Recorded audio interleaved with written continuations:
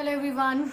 So today we are back with another video from our lesson Rise of Nationalism in Europe. So basically बेटा पिछले video के अंदर अभी हम लोग unification of Germany, unification of Italy हम पढ़ चुके हैं. ओके, सो जो लास्ट चैप्टर के अंदर लास्ट कंट्री जिसके बारे में हमें पढ़ना है कि भाई अब पूरे यूरोप के अंदर सबसे इम्पोर्टेंट जो ग्रेट ब्रिटेन है हमारा वो कैसे बना है. ओके, तो उसके बारे में हम लोग पढ़ते हैं. तो बेसिकली बेटा पहले तो इसका जोग्राफिकली समझो कि आप इसका लोकेशन क्या है. ओके, सी अब हम लोग जब ग्रेट ब्रिटेन की बात करते हैं, ये यूनाइटेड किंगडम्स की बात करते हैं, तो वहाँ पे 4 आइलैंड ग्रुप्स आपको मिलेंगे. ओके, सो यहाँ पे स्कॉटलैंड हो गया, यहाँ इंग्लैंड हो गया, ये वाला जो एरिया है ये वेल्स का हो गया, ठीक है, और ये आ गया हमारे पास आयरलैंड का. ओके, तो ये आपको लोकेशन समझ में आनी चाहिए पहले इसके जोग्राफिकली लोकेशन. यहाँ पे स्कॉटलैंड, यहाँ पे इंग्लैंड, और इंग्लैंड के जस्ट बगल में ये छोटा सा जो रेड पार्ट दिख रहा है हमें ना, लाइटर रेड से जो इन्फ्लुएंस हुआ है वो वेल्स का, और फिर इधर आ जाता है हमारे पास आयरलैंड का. अब एक एक को हम लोग समझते जाएंगे कि भाई अब आपको जब समझना है, हम उस एरा की बात कर रहे हैं जब ये चारों पार्ट्स जो थे वो एक दूसरे से बिल्कुल अलग थे, ठीक है, बिल्कुल इंडिपेंडेंट थे. हमें वो सारी चीज़ें पढ़नी है. So before starting today's class, I have a teaser for you. So name me the king of Prussia who opposed the elected assembly of at Frankfurt. याद करो, हम लोगों ने अभी पढ़ा था, रिसेंटली पढ़ा था फ्रैंकफर्ट पार्लियामेंट के बारे में. सेंट पॉल चर्च के अंदर जो हुआ था पार्लियामेंट कंटेस्ट हुआ था, तो वहाँ पर कौन से राजा थे प्रूशिया के जिन्होंने उस पूरी इलेक्टेड असेंबली को या फिर कॉन्स्टिट्यूशन को रिजेक्ट कर दिया था. आपको मुझे राजा का नेम बताना है. Okay, so the strange case of Britain और यूनिफिकेशन ऑफ ब्रिटेन. क्वेश्चन हमारे पास दोनों में से आ सकता है. अगर हम एनसीईआरटी को देखते हैं तो वहाँ पे हमारे सामने एक लिखा हुआ है, हेडिंग जो है वहाँ पे यहाँ पे आपकी मेकिंग ऑफ इटली की तरह है, नहीं है यहाँ पे यूनिफिकेशन नहीं आ रहा है टर्म, यहाँ पे आपके पास आ रहा है स्ट्रेंज केस ऑफ ब्रिटेन. तो यहाँ की जो स्टोरी है वो भी बहुत ज़्यादा स्ट्रेंज है. ओके, तो हम यूनिफिकेशन ऑफ ब्रिटेन पढ़े या फिर स्ट्रेंज केस ऑफ ब्रिटेन पढ़े, हमें इसकी स्टोरी सिमिलर याद करनी है. So the formation of nation state was a result of sudden upheaval, was not a result of sudden upheaval or revolution.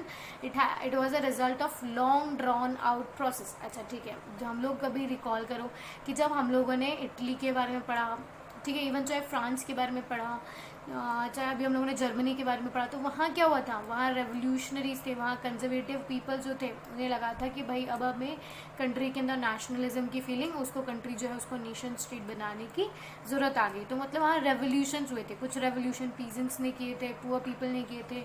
कुछ रेवोल्यूशंस जो थे वो मिडिल क्लास पीपल ने किए थे. ओके, तो पर यहाँ पे रेवोल्यूशंस नहीं है, ठीक है. यहाँ पे कोई अचानक से ऐसा नहीं कि भैया लड़ाई हो गई है, दंगे वगैरह हो रहे हैं, तो उसके बाद में आउटडेट जो भी हमारा जो पुराना फॉर्म ऑफ गवर्नमेंट है उसे हटाकर ये दूसरा फॉर्म ऑफ गवर्नमेंट लेंगे. यहाँ पर ये सिस्टम नहीं हुआ था. ये ब्रिटेन की पेक्युलरिटी है कि यहाँ का जो यूनिफिकेशन हुआ है, यहाँ जो हमारा पूरा यूनाइटेड किंगडम्स बना है, it was a result of long drawn out process. ठीक है, अब मान लो कि तुम्हें कभी क्वेश्चन मिल जाता है कि explain the strange case of Britain, तो उसमें जो ये फर्स्ट पॉइंट है ये हमेशा लिख के आना, ये बहुत इंपॉर्टेंट है. ओके, तो आपको हमेशा लिखना है the formation of nation state was a result of sudden upheaval or revolution. It was a result of long drawn out process. Okay, next बेटा देखो, ब्रिटिश आइल्स जो थी were identified into various ethical groups, English, Welsh, Scottish, Irish. तो ये इसके बारे में आपको पहले बता चुकी हूँ. आपने ग्रेट ब्रिटेन पढ़ा होगा, ग्रेट यूएसए सुना होगा, ठीक है. तो अब जब ये चारों कंट्रीज साथ में आ जाती है, Scotland plus English plus Wales plus कौन सा रह गया हमारा, आयरिश, ठीक है, तो इनको हम लोग क्या बोलते हैं, इल्स बोलते हैं, ब्रिटिश इल्स बोलते हैं. ठीक है, तो आप लोगों को अच्छे से पता है ब्रिटिश इल्स बोला जाता है इन्हें. तो these were identified into various ethical groups. मतलब यहाँ पे अगर आपको समझने की ज़रूरत है, जब हम इटली पढ़ रहे थे, जब हम जर्मनी के बारे में पढ़ रहे थे बेटा, तो उन लोगों के पास तो एक कॉमन आइडेंटिटी थी, ठीक है, उन सब के अंदर कॉमन, मतलब उनमें कुछ ना कुछ सिमिलैरिटी थी उन लोगों के अंदर. पर जब मैं ब्रिटिश की बात करती हूँ तो ब्रिटिशर्स में यहाँ पर जितने भी ये ग्रुप्स हैं, इन सब में कुछ भी सिमिलैरिटी नहीं है. ये सब अलग अलग एथिकल ग्रुप्स थे. अब आप एथिकल ग्रुप्स का मतलब क्या समझते हो, इन लोगों का ट्रेडिशन, इन लोगों की लैंग्वेज, इन लोगों का कल्चर एक दूसरे से बहुत ज़्यादा अलग था. Okay, so English nation steadily grow into a wealthy, important and powerful. See अगर मैं कंपैरेटिवली इसको अगर आप यहाँ से समझने की कोशिश करते हो तो ओवरऑल स्टोरी समझना है कि क्या हुआ था वहाँ पे. हम लोगों ने इंग्लैंड वाला पार्ट देखा, ठीक है। अब इंग्लैंड वाला जो पार्ट था, ओके, ये जो थे ये बहुत ज़्यादा मतलब कंपेयरिंगली स्कॉटलैंड, इंग्लैंड, वेल्स और ये आयरलैंड का जो था, नॉर्दर्न आयरलैंड वगैरह जो आएंगे आपके पास, तो आपको यहाँ पे ये ध्यान रखना है कि इन चारों ग्रुप्स में से सबसे ज़्यादा पावरफुल जो था वो इंग्लैंड थे। अच्छा, क्वेश्चन आता है कि भाई मैम ये पावरफुल कैसे हुए? तो बेटा पूरे यूरोप के अंदर जो हमने यूरोप मतलब सिविलाइजेशन देखा था, तो वो कहाँ से स्टार्ट हुआ था? ग्रीस से स्टार्ट हुआ था, याद हुआ? मैंने बताया था वो is the cradle of European civilisation, तो वो ग्रीस पड़ा था। पर जो डेवलपमेंट था, इंडस्ट्रियलाइजेशन, जो सारी चीज़ें थी, वो फोकस कहाँ पर था? इंग्लैंड के अंदर, ठीक है। तो इन लोगों ने इंडस्ट्रियलाइजेशन वगैरह किया, ठीक है। उसकी वजह से इन लोगों को बहुत ज़्यादा मनी मिला और उस मनी की वजह से ये लोग क्या हो गए? रिच एंड पावरफुल हुए, okay. So comparing from the all four group, England जो था वो बहुत ज़्यादा पावरफुल था, ठीक है। तो उसे लगता है कि यार अब चलो हम पावरफुल भी हैं, अब हम क्या करते हैं, हम दूसरी कंट्रीज़ को अपने साथ, सी यहाँ पे बेसिकली क्या होता है बेटा, यूरोपियन कंट्रीज़ ने क्या किया था, आपने देखा होगा, इन लोगों ने क्या किया था, प्रॉफिट अर्न करने के लिए ये लोग क्या करते थे, दूसरी कंट्रीज़ पे अटैक करते थे, अपना टेरिटोरियल एरिया इंक्रीज करते थे और वहाँ से प्रॉफिट अर्न करते थे और खुद की पावर्स को इम्प्रूव कर लेते थे। तो अब इंग्लैंड को लगा कि यार ये वाला एरिया तो ऑलरेडी हम लोग हमारे अंदर आता है, तो काम करते हैं कि आसपास के जितने भी ग्रुप्स हैं उन्हें भी हमारे कंट्रोल में लेने की कोशिश करते हैं, ठीक है। तो ये सबसे पहले मुड़ते हैं स्कॉटलैंड की तरफ। दैट मीन्स इंग्लैंड जो है वो कंपैरेटिवली रिच एंड पावरफुल है और वो अटैक करना चाहता है स्कॉटलैंड पे, स्कॉटलैंड को अपनी ही टेरिटोरियल एरिया के अंदर इंक्लूड करना चाहता है। ये यहाँ तक समझ में आया, ठीक है। अब यहाँ पर मेजर प्रॉब्लम और तुम समझने की कोशिश करोगे कि यूरोप के अंदर बेटा मेजर रिलीजन क्या है? क्रिश्चियनिटी है, ये तो हमें भी पता है। अब यहाँ पे भी क्रिश्चियनिटी के दो ग्रुप्स दिखते हैं हमें, कैथोलिक्स एंड प्रोटेस्टेंट्स। मैंने आपको इसके बारे में पहले ही समझा रखा है, फिर भी ये चीज़ें क्लियर कर लो। जो कैथोलिक ग्रुप होता है वो थोड़ा पुराना है, दोनों ग्रुप्स है तो क्रिश्चियनिटी से ही, दोनों बिलीव तो क्रिश्चियनिटी में करते हैं, पर जो कैथोलिक ग्रुप है वो थोड़ा आउटडेटेड बोल सकते हैं, या जैसे हम लोग बोलते हैं ना, जो पुराने रिचुअल्स को, तौर तरीकों को मानता है। लेकिन अगर मैं बात करूँ दोनों में से कंपैरेटिवली, जो पुराने तौर तरीकों को, रीति रिवाजों को मानता है वो कौन था? कैथोलिक्स। और जो न्यू ट्रेडिशन, न्यू कल्चर को अडॉप्ट कर रहे थे, ठीक है, जो रीति मतलब अभी न्यू डेवलपमेंट फेज के साथ जो जनरेट हो रहे थे, तो प्रोटेस्टेंट्स थे। तो यहाँ पे अगर मैं बात करूँ तो बेटा, तो इंग्लैंड के अंदर प्रोटेस्टेंट्स ग्रुप जो था वो बहुत ज़्यादा रिच एंड पावरफुल था। England was dominated by Protestants, okay.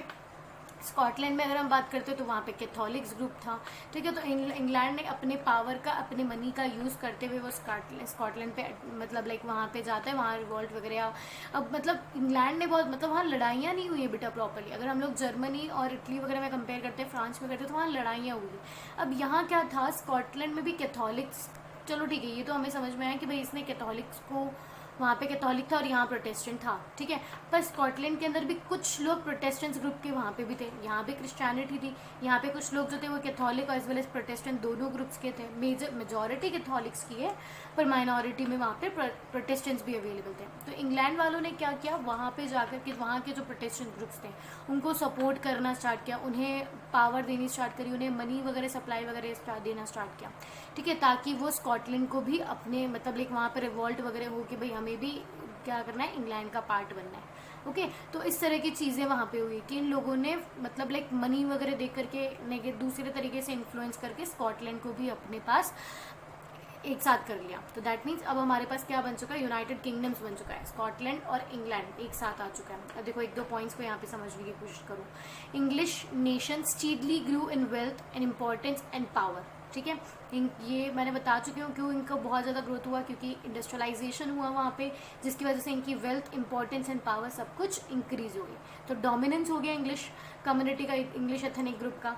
तो जब इंग्लिश पार्लियामेंट है बेटा, उसने भी क्या किया, पावर को सीज कर लिया मोनार्की से, ठीक है। अब यहाँ पर ये जाते हैं, वहाँ की जो मोनार्कियल फॉर्म ऑफ गवर्नमेंट थी उसको जाके बोलते हैं कि सीधी सी बात है बेटा, आपसे यहाँ पे बहुत जेन्युइनली हुआ था कि अब इन लोगों के पास पावर आ गई थी, मिडिल क्लास पीपल जो थे वो बहुत ज़्यादा पावरफुल हो गए थे यहाँ पे, ठीक है। तो जब ये मोनार्की के पास जाएंगे तो मोनार्की अपने आप यहाँ पे घबरा जाते हैं, उसको लगता है कि यार अगर आज मैं खुद रिज़ाइन कर दूंगा, मोनार्की को लगता है तो ये लोग मेरी इज्जत करेंगे, रिस्पेक्ट करेंगे, वरना तो ये लोग मुझे यहाँ से किक आउट कर देंगे कम्प्लीटली, ठीक है। तो अब यहाँ पर 1688 के अंदर मोनार्की खुद को सरेंडर कर दी थी। मतलब इन लोगों ने क्या बोला है, यहाँ पे जो इंग्लिश नेशन आए जिन्होंने पार्लियामेंट को टेक ओवर कर लिया है रिच और पावरफुल होने की वजह से, इन्होंने क्या किया है कि मोनार्की से उनकी पावर्स ले ली है। वहाँ पे कॉन्स्टिट्यूशनल फॉर्म ऑफ मोनार्की वहाँ पे सेटअप कर दिया है, ठीक है। मतलब वहाँ पे राजा रानी तो रहेंगे, पर वो किसके थ्रू कंट्रोल्ड हो जाएंगे, कॉन्स्टिट्यूशन के थ्रू। ओके, तो इंग्लिश पार्लियामेंट ने मोनार्की से पावर सीज कर लिया 1688 में कंप्लीट। इसके बाद में जब हम लोगों ने स्कॉटलैंड का और इंग्लैंड का मैं तुम्हें बता ही चुकी हूँ कि स्कॉटलैंड और इंग्लैंड के अंदर क्या हुआ। तो बेटा जब दोनों में, अब स्कॉटलैंड जो था वो भी रेडी हो गया कि चलो ठीक है, हमें पता चल रहा है कि इंग्लैंड जो है वो रिच और पावरफुल है, वो हमारे लोगों को भी, जो प्रोटेस्टेंट्स ग्रुप है वो वहाँ पे कैसे उनको खरीदने की या उनको इन्फ्लुएंस करने की कोशिश कर रहा है। ठीक है, तो फाइनली क्या होता है, स्कॉटलैंड और इंग्लैंड के बीच में एक ट्रीटी बनती है। दो कंट्रीज यहाँ पे, दो यूनियंस यहाँ पे, दो एथनिक ग्रुप्स यहाँ पे यूनाइटेड हो रहे हैं। ठीक है, तो यहाँ पे एक ट्रीटी नहीं बोल सकते हम इसको, एक एग्रीमेंट यहाँ पे साइन अप हुआ है, that is the act of union. तो आपसे वन वर्ड क्वेश्चन पूछा जाता है कि यूनाइटेड किंगडम्स के पीछे कौन सी ट्रीटी थी या कौन सा एग्रीमेंट था। बेसिकली एग्रीमेंट टर्म जो है वो इसके लिए अप्रोप्रिएट होती है, एग्रीमेंट बोलेंगे। तो इंग्लैंड और स्कॉटलैंड को एडअप करने के लिए, ठीक है, कौन सा एग्रीमेंट बना है, द एक्ट ऑफ यूनियन, और ये कब साइन हुआ है, 1707 में। ठीक है, conflicts of Catholic versus Protestants वाला मैं तुम्हें बता ही चुकी हूँ पहले से।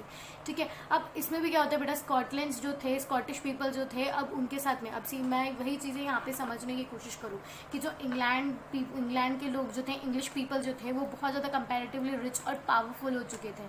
ठीक है बेटा, तो इन्होंने क्या किया, स्कॉटलैंड पे अपना कंट्रोल भी गेन कर लिया। वहाँ उनकी जो नेटिव लैंग्वेज थी, उनकी जो नेशनल लैंग्वेज थी, उसकी वो नेशनल ड्रेसेस वगैरह जो थी, मतलब किसी भी तरीके से अगर आप मानो कि उनके रिचुअल्स, उनके कस्टम्स, उनके ट्रेडिशन उनको फॉलो अप करने नहीं दिए। स्कॉटलैंड में भी पूरा डोमिनेंस किसका स्प्रेड हो गया था, इंग्लैंड का। तो बहुत सिंपल सी, बहुत इजी सी चीज़ है। आपको ये पता है कि भाई हमारा ब्रिटेन जो है वो 4-5 में डिवाइडेड हो रखा है, इंग्लैंड हो रखा है, आयरलैंड हो रखा है, स्कॉट हो रखा है और वेल्स के अंदर डिवाइडेड है। ओके, कंपैरेटिवली चारों ग्रुप्स के अंदर, चारों एथिकल ग्रुप्स में इंग्लैंड जो है वो डोमिनेंट है, वो ज़्यादा पावरफुल है। ओके, तो वो अपनी पावर्स को क्या करता है, दूसरी कंट्रीज़ के ऊपर या दूसरे एथनिक ग्रुप्स के ऊपर लाइक पुशअप करने की, उनके ऊपर डोमिनेंस क्रिएट करने की कोशिश करता है। तो सबसे पहला उसने स्कॉटलैंड के ऊपर कंट्रोल गेन कर लिया through the act of union of 1707। Okay, यहाँ तक कंप्लीट है तुम्हारा। उसके बाद में देखो केस ऑफ आयरलैंड, यहाँ पे केस ऑफ, हम सिमिलर चीज़ जो हम लोगों ने स्कॉटलैंड में देखी वही हम आयरलैंड की बात करते हैं। पहले आयरलैंड की सिचुएशन यहाँ पे समझने की कोशिश करना। ओके, अब यहाँ पे देखो बेटा क्या हो रहा है कि अब यहाँ पे भी आयरलैंड के अंदर भी दो ग्रुप्स हैं, नॉर्दर्न अलग चल रहा है, ठीक है, और ये जो बिलो वाला पार्ट है वो अलग चल रहा है।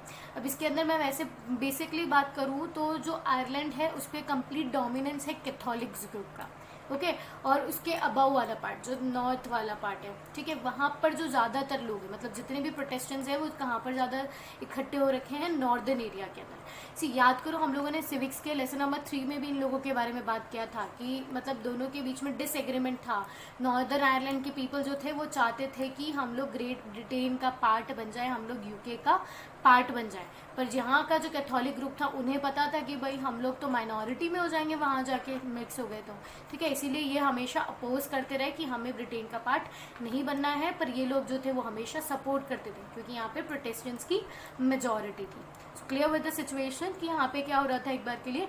सो ब्रिटेन्स इंग्लिश सपोर्टेड प्रोटेस्टेंट्स, मतलब ब्रिटेन के जो प्रोटेस्टेंट्स थे या इंग्लिश जो लोग थे वहाँ पे, इंग्लैंड के जो लोग थे वो आयरलैंड के प्रोटेस्टेंट्स को सपोर्ट किया करते थे, ठीक है। इंग्लिश पीपल जो थे, या अपॉस्ट्रोफी मैंने क्यों लगा दिया मैंने सोचा भी नहीं, तो इंग्लिश पीपल जो थे या जो ब्रिटेन के जो पीपल थे वो किसको सपोर्ट करते थे, प्रोटेस्टेंट्स ग्रुप को, कहाँ के, आयरलैंड को, ठीक है। और फिर वहाँ पे भी क्या होता है, मैंने हमेशा मतलब यहाँ पे भी एक हीरो या एक पर्सन यहाँ पे इमर्ज होके आते हैं वॉल्फ टोन के नाम से, ठीक है बेटा। ये अपने इंग्लिश मैन के साथ में जाकर के मतलब 1798 के अंदर काफ़ी रिवॉल्ट वगैरह करने की कोशिश करते हैं, ठीक है। और वो रिवॉल्ट जो होता है वो बाय लक फेल हो जाता है, मतलब बाय बैड लक ये फेल हो जाता है। यहाँ पर भी मतलब इन लोग ये आए हैं, वेल्फ टोन आए और इनके साथ में बहुत सारे इरिश मैन जो है वो यूनाइट हुए हैं, फिर उन्होंने रिवॉल्ट करने की कोशिश करी है ब्रिटेन के अगेंस्ट, पर ये एक्चुअली फेल हो जाती क्योंकि ये रिच, हमने पढ़ा है पहले भी पढ़ा है, क्योंकि इंग्लिश जो थे वो रिच और पावरफुल थे, ओके। तो अब ये बेचारे जो हैं ये फेल हो जाते हैं, ओके।